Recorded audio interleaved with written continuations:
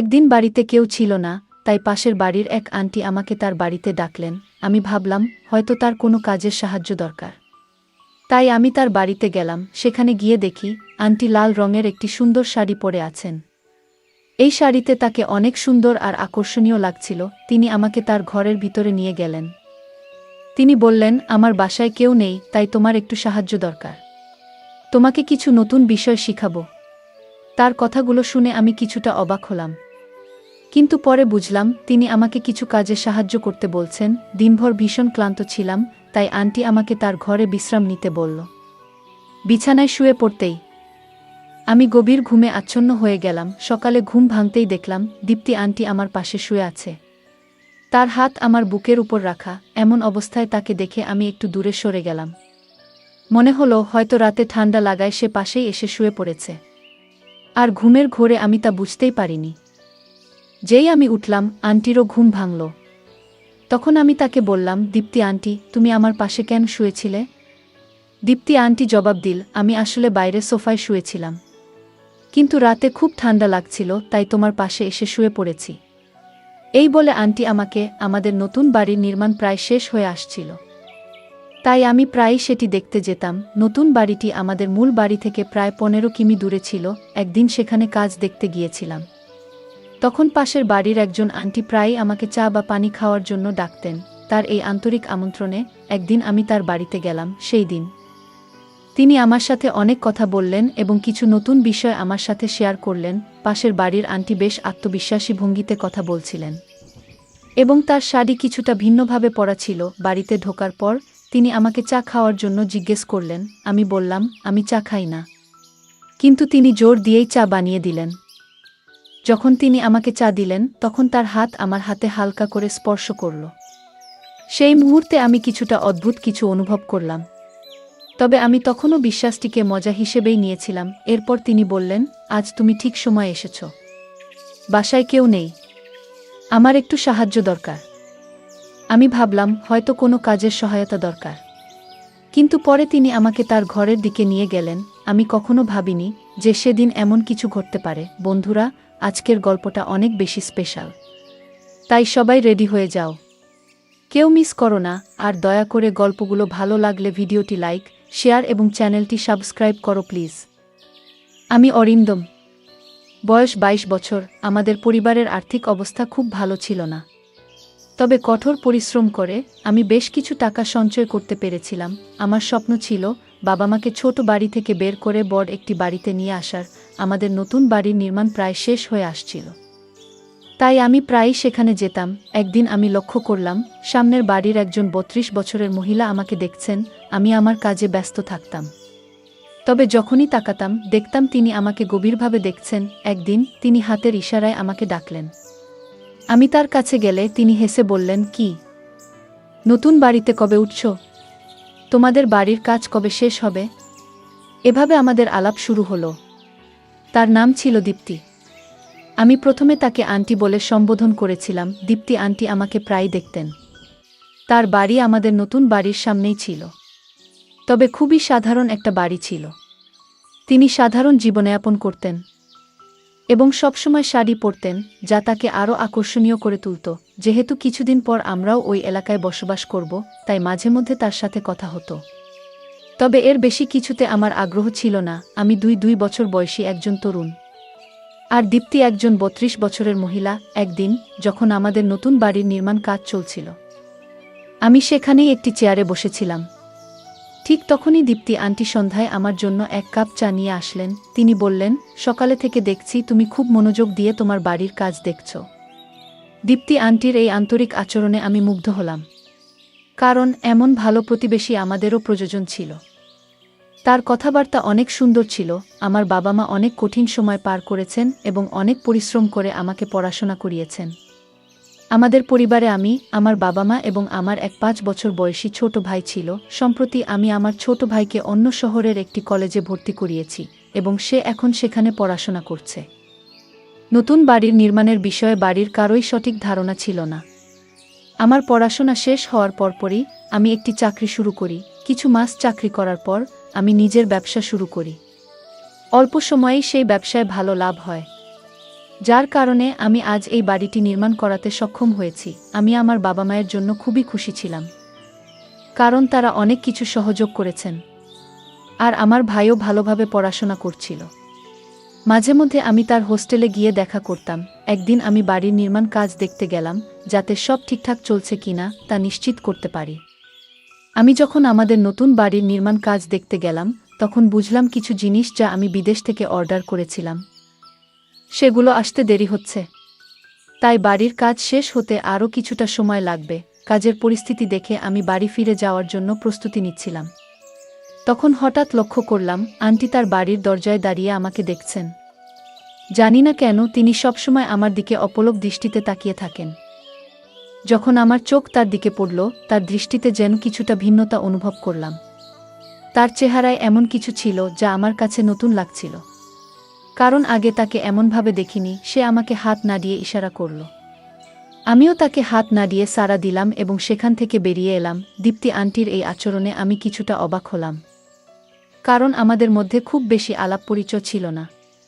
তবুও তিনি এমনভাবে আচরণ করছিলেন যা আমার কাছে কিছুটা অদ্ভুত লাগছিল। মনে হচ্ছিল তিনি আমাকে অনেক আগে থেকেই চিনেন। আমি যখনই নতুন বাড়ির নির্মাণস্থলে যেতাম, দীপ্তি আন্টি আমার সাথে কথা না বলে থাকতে পারতেন না। প্রতিবারই তিনি আমাকে চা বা নাস্তার জন্য ডাকতেন, তবে আমি সবসময় কোনো না কোনো অজুহাতে তাকে এড়িয়ে যেতাম। কয়েকদিন পর একদিন আমি আবার বাড়ির কাজ দেখতে বেরোলাম। তখন হঠাৎ করে প্রবল বৃষ্টি শুরু হলো। বৃষ্টি এতটাই জোরে হচ্ছিল যে গাড়ি চালাতে সামনের কিছুই দেখতে পাচ্ছিলাম না। ধীরে ধীরে যখন আমি বাড়ির কাছে পৌঁছালাম, তখন দেখলাম একটি ভয়ানক দৃশ্য। বাড়ির একটি দেয়াল বৃষ্টির পানিতে ধসে পড়ে গেছে। নির্মাণ কাজ এখনও অসমাপ্ত ছিল, তাই বৃষ্টির তীব্রতা সেই কাঁচা কাজটি সহ্য করতে পারেনি। এই ক্ষতি দেখে আমি খুবই হতাশ হয়ে পড়লাম। তিনি বললেন, এ বাড়িকে নিজেরই মনে করো। কথা বলতে বলতে আমি নিচের দিকে তাকিয়েছিলাম। তবে যখন তার দিকে তাকালাম, তার রূপ দেখে আমার মধ্যে অদ্ভুত অনুভূতি হলো। দীপ্তি আন্টির সৌন্দর্য আমাকে মুগ্ধ করছিল। তবে আমি নিজেকে সামলে নিলাম, কারণ জানতাম আন্টির বিয়ে হয়েছে। তখন আমি তাকে বললাম, আন্টি, আপনার সাহায্যের জন্য ধন্যবাদ। আন্টি হাসতে হাসতে বললেন, আমাকে আন্টি বলো না, এবং ভবিষ্যতে যদি কখনো আমার কোনো সাহায্য লাগে তুমি করবে তো? আমি মাথা নেড়ে সম্মতি জানালাম। বৃষ্টিতে ভিজে গিয়েছিলাম আর ঠান্ডায় কাঁপছিলাম। তখন তিনি আমার দিকে এগিয়ে এসে আমার শার্ট খুলে দেওয়ার চেষ্টা করলেন, এবং তার স্পর্শে আমার শরীরের মধ্যে এক অদ্ভুত অনুভূতি জেগে উঠল। সেই মুহূর্তটি আমাকে অবাক করছিল, তবে আমি নিজেকে নিয়ন্ত্রণে রাখার চেষ্টা করছিলাম। আমি তখন বেশ দোটানায় পড়ে গিয়েছিলাম। বুঝে উঠতে পারছিলাম না ঠিক কী করব। দীপ্তি আন্টির আচরণ কিছুটা অপ্রত্যাশিত মনে হচ্ছিল, বিশেষত তার স্পর্শে যেন একটা অদ্ভুত অনুভূতি হচ্ছিল। তবে আমি নিজেকে সামলে নিয়ে শান্তভাবে বললাম, আন্টি, দয়া করে একটু থামুন। আমার প্রশ্ন তোলার পর দীপ্তি আন্টি হেসে বললেন, অরিন্দম, কোনো চিন্তা করো না। তোমার জামাটা পুরো ভিজে গেছে, ঠান্ডা লেগে যেতে পারে। আমি তোমাকে আমার স্বামীর একটা শার্ট এনে দিচ্ছি, সেটা পরে নাও। আন্টি আমাকে সাহায্য করছিলেন। সবকিছু স্বাভাবিক ছিল যতক্ষণ না তিনি আমার শার্ট খোলার চেষ্টা করলেন। তখনই আমার মনে কিছুটা অস্বস্তি হলো। আমি ধীরে ধীরে একপাশে সরে গিয়ে একটু দূরত্ব তৈরি করলাম। তিনি এরপর আরও কয়েকটা শার্ট নিয়ে এলেন, কিন্তু সেগুলোর কোনটাই আমার গায়ে ঠিকমতো ফিট হচ্ছিল না। তখন আমি বিনয়ের সঙ্গে বললাম, আচ্ছা, আপনার কাছে যদি কোনো কাঁথা বা কম্বল থাকে সেটা দিলেই হবে। আন্টি আমাকে একটি কাঁথা এনে দিলেন, এবং আমি সেটি নিয়ে তার বাড়ির সোফায় বসে পড়লাম। ঘড়ির দিকে তাকিয়ে দেখি রাত 1:00টা বেজে গেছে। বাড়ি ফেরার অনেক দেরি হয়ে গেছে। কিছুক্ষণ পর দীপ্তি আন্টি গরম স্যুপ নিয়ে এসে বললেন, অরিন্দম, এই স্যুপটা খেয়ে নাও, তোমার ভালো লাগবে। আমি তার হাত থেকে স্যুপ নিয়ে খেতে শুরু করলাম। মন থেকে আতিথেয়তার সাথে আমার বেশ ভালো লাগছিল, আর স্যুপটা বেশ মজার ছিল। আমি সত্যিই জানতাম না যে প্রতিবেশী এতটা ভালো হতে পারেন। স্যুপ খেয়ে কিছুটা স্বস্তি অনুভব করছিলাম, কারণ তখন একটু ক্ষুধাও লেগেছিল। স্যুপ খাওয়ার সময় আন্টি আমার সামনে বসেছিলেন, আর আমার মন বারবার তার দিকে চলে যাচ্ছিল। তার সৌন্দর্য আমাকে একদম মুগ্ধ করে ফেলেছিল। এই সময় দীপ্তি বললেন, অরিন্দম, এখন তোমার বাড়ি যেতে অনেক দেরি হয়ে যাবে, তাই আজ রাতটা এখানেই থেকে যাও। আর কোনো চিন্তা করো না, আমি তোমার পুরো খেয়াল রাখব। দীপ্তি আন্টির প্রতিটি কথা আমার মনে মধুর মতো লাগছিল। কারণ তার কণ্ঠ ছিল এতটাই মিষ্টি, তাকে দেখে আমার মনে হচ্ছিল যদি আমার স্ত্রীও এমনই হতেন। আমি বিয়ে করলে এমনি একজনকেই বিয়ে করব, এসব আমি মনে মনে ভাবছিলাম। আমি যখন নানা চিন্তায় ডুবেছিলাম তখন দীপ্তি আন্টি আমার কাছে এসে দাঁড়ালেন। তিনি এক হাতে আমাকে আলতো করে স্পর্শ করলেন এবং অন্য হাতে আমার ভেজা চুলে হাত বুলিয়ে বললেন, তোমার চুলও বেশ ভিজে গেছে। তারপর চুলের পানি মুছে দিতে শুরু করলেন। তার আচরণ তখন বেশ স্বস্তিদায়ক লাগছিল। কিন্তু আমার মন একদিকে মনে করাচ্ছিল তিনি একজন বিবাহিত মানুষ এবং আমাকে সাহায্য করছেন, তাই আমি এর কোনো ভিন্ন অর্থ বের করা ঠিক হবে না। আমি তার সাথে সম্মানের সাথে কথা বলছিলাম। আমি তাকে বললাম, তোমার বাসায় থাকাটা আমার কাছে ঠিক মনে হচ্ছে না, কিন্তু আজকের রাতটা থেকে যাব। তাছাড়া কোনো উপায় নেই। তবে ভোরেই বাড়ি ফিরে যাব। বৃষ্টি থামার নাম নিচ্ছিল না, আর সেই বৃষ্টি যেন আমাদের এই সাক্ষাতের মূল কারণ হয়ে উঠেছিল। আমি ভাবছিলাম যে এটা হয়তো দীপ্তি আন্টির দিক থেকে কিছুটা সাহায্য ছিল। তবে আমি জানতাম না যে রাতের সেই ঘটনার ফলে আমার জীবনে এক নতুন অভিজ্ঞতা হতে চলেছে। দিনভর ভীষণ ক্লান্ত ছিলাম, তাই দীপ্তি আমাকে তার ঘরে বিশ্রাম নিতে বলল। বিছানায় শুয়ে পড়তেই আমি গভীর ঘুমে আচ্ছন্ন হয়ে গেলাম। সকালে ঘুম ভাঙতেই দেখলাম দীপ্তি আন্টি আমার পাশে শুয়ে আছে, তার হাত আমার বুকের উপর রাখা। এমন অবস্থায় তাকে দেখে আমি একটু দূরে সরে গেলাম। মনে হলো হয়তো রাতে ঠান্ডা লাগায় সে পাশেই এসে শুয়ে পড়েছে। আর ঘুমের ঘোরে আমি তা বুঝতেই পারিনি। যেই আমি উঠলাম, দীপ্তি আন্টিও ঘুম ভাঙল। তখন আমি তাকে বললাম, আন্টি, তুমি আমার পাশে কেন শুয়েছিলে? দীপ্তি আন্টি জবাব দিল, আমি আসলে বাইরে সোফায় শুয়েছিলাম, কিন্তু রাতে খুব ঠান্ডা লাগছিল, তাই তোমার পাশে এসে শুয়ে পড়েছি। আমি তখন আমার শার্ট খুঁজতে লাগলাম। দেখি শার্টটা হলে পড়ে আছে। শার্ট পরে আমি তাড়াতাড়ি তার ঘর থেকে বেরিয়ে পড়লাম এবং গাড়িতে উঠে বাড়ির দিকে রওনা দিলাম। বাড়িতে পৌঁছে মাকে জানালাম যে রাতে প্রচণ্ড বৃষ্টি হচ্ছিল, তাই নতুন বাড়ির হলে থাকতে হয়েছিল।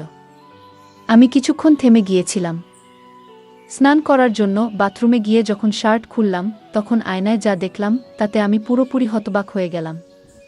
ভালো করে তাকাতেই বুঝতে পারলাম আমার বুকে লিপস্টিকের দাগ। আমি কিছুতেই বুঝতে পারছিলাম না এটা কিভাবে হলো বা কখন ঘটল। অনেক প্রশ্ন আমার মাথায় ঘুরপাক খেতে লাগলো। আমি ভাবছিলাম হয়তো দীপ্তি আন্টি আমাকে কিছু জেসুপ খাইয়েছিল। তার কারণেই আমি গভীর ঘুমে আচ্ছন্ন হয়ে পড়েছিলাম। সেই ঘুমের মধ্যে কি এমন কিছু ঘটেছে যা আমি টের পাইনি? রাতের সেই পরিবেশ কিছুটা উত্তেজনাপূর্ণ ছিল। তবে দীপ্তি আন্টি বিবাহিত, তাই আমি নিজের মনকে নিয়ন্ত্রণে রেখেছিলাম। কিন্তু যে ঘটনা ঘটেছিল তা থেকে বোঝা যাচ্ছিল হয়তো দীপ্তি আন্টির মনেও একই ধরনের চিন্তা ছিল। তিনি হয়তো আমাকে নিয়ে ভাবতেন। সেই দিন আমার সব কাজ শেষ করলাম, কিন্তু সারাদিন ধরে দীপ্তি আন্টির কথা, আগের রাতের স্মৃতি বারবার মাথায় ঘুরতে লাগলো। তার আচরণও কিছুটা রহস্যময় ছিল, যেন সে কিছু বলতে চাইছে। আমার মনেও তাকে নিয়ে অনেক কথা জমা হচ্ছিল, কিন্তু আমি কিছু বলতে পারছিলাম না। সেই সুযোগটাই আমি পাচ্ছিলাম না। 2 দিন পর আমি বাড়ির কাজ দেখতে গেলাম। সেখানে গিয়ে দেখলাম মিস্ত্রিরা বাড়ির দেয়ালগুলো আবার ঠিকঠাক করে দিয়েছে। বৃষ্টি 2 দিন ধরেই বন্ধ ছিল। আমি দীপ্তি আন্টির বাড়ির দিকে তাকালাম, কিন্তু বাড়ির দরজা বন্ধ। সাধারণত যখনই আমি সেখানে যেতাম দীপ্তি আন্টি আশেপাশে থাকত। আজ তাকে কোথাও দেখা গেল না। চারপাশে তাকালাম, কিন্তু কোনো খোঁজ পেলাম না। শেষে আমি তার বাড়ির দরজার কাছে গেলাম। তখন তাকে দেখার জন্য একটা অস্থিরতা কাজ করছিল। তার বাড়ির কাছে পৌঁছাতেই ভেতর থেকে কিছু পুরুষদের কথা শোনার মতো লাগলো। আমার মনে হলো হয়তো অতিথিরা এসেছে, তাই আমি ফিরে যাওয়াই ভালো মনে করলাম। আমার মন যদিও অস্থির হয়েছিল, কারণ সেই দিনের পরে আন্টিকে দেখার আকাঙ্ক্ষা আরও বেড়ে গিয়েছিল। সারাদিন অপেক্ষা করলাম, কিন্তু দীপ্তি আন্টি আর বের হলো না। সন্ধ্যার দিকে বাড়ি ফেরার পথে আমি আমার ভাইয়ের সঙ্গে দেখা করলাম। তাকে দেখে আমি অবাক হলাম, কারণ এই সময় তাকে এখানে দেখার কথা নয়। আমি গাড়ি থামিয়ে তার দিকে তাকালাম। ভাই কিছুটা ভীত দেখাচ্ছিল। আমি জিজ্ঞাসা করলাম, তুমি এখানে কি করছো? তোমার তো এই সময় হোস্টেলে থাকার কথা ছিল, আর তুমি এখানে এসেছো সেটা বলেওনি। ভাই উত্তর দিল, ভাইজা সব বলবো, কিন্তু আগে বাড়ি চলো। আমি অনেকদিন ধরে মায়ের হাতে রান্না করা খাবার খাইনি। তার কথা শুনে আমি তাকে গাড়িতে তুললাম এবং বাড়ি ফিরে গেলাম। সে খাবার খেল এবং তাড়াতাড়ি ঘুমিয়ে পড়ল, কিন্তু সেই রাতেও আমার ঘুম আসছিল না। বারবার ঘুমের মধ্যে অস্থির হয়ে পড়ছিলাম। আন্টির কথা বারবার মনে হচ্ছিল। রাতের এক সময় হঠাৎ করে ভাই ঘুমের মধ্যে উঠে কোথাও যাচ্ছিল। আমি তাকে ডাকার চেষ্টা করলাম, কিন্তু সে আমার দিকে ফিরেও তাকালো না। বুঝলাম সে ঘুমের মধ্যে হাঁটছে। আমি তাড়াতাড়ি তাকে ধরে নিয়ে এসে শুইয়ে দিলাম। পরের দিন আমি মনে মনে সিদ্ধান্ত নিলাম যে আজ দীপ্তি আন্টির সঙ্গে দেখা করতেই হবে। তাকে না দেখলে আমার অস্থিরতা কমছিল না। আমি আবারও সেই বাড়িতে কাজ দেখতে গেলাম। কাজ কতটা এগিয়েছে তা দেখছিলাম। হঠাৎ করে দীপ্তি আন্টি এসে হাজির হলো।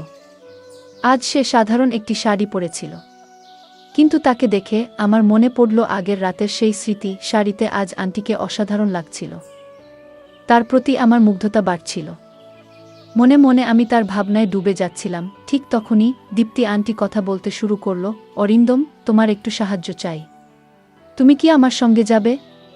তার সাহায্যের কথায় আমি কিছু না ভেবে রাজি হয়ে গেলাম। দীপ্তি আন্টি বলল, আমাদের বাইরে যেতে হবে। আমরা আমার স্কুটিতে যাব। আমি একটু প্রস্তুত হয়ে নিলাম। কিছুক্ষণ পর সে ফিরে এলো সম্পূর্ণ প্রস্তুত হয়ে, আর তাকে দেখে আমি চোখ ফেরাতে পারছিলাম না।